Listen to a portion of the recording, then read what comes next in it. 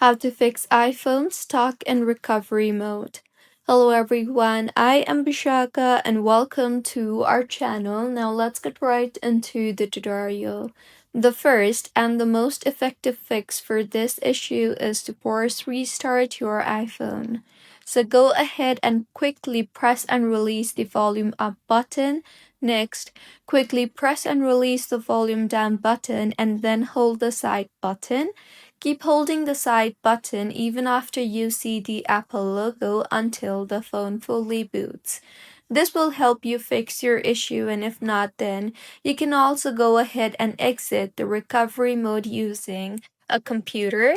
So simply connect your iPhone to a computer or your MacBook and then open Finder and now connect your iPhone.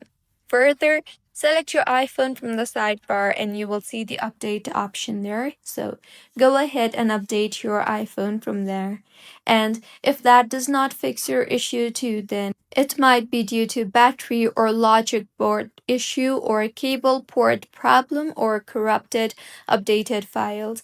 So to fix that, you can go ahead and try to change your USB cable or your USB port, or you can also use an official Apple cable if possible. So these were a few fixes on how you can fix iPhone stuck in recovery mode. If you find this tutorial helpful, please like the video and do comment if you have any queries.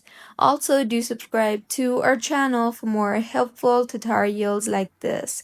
See you on the next one.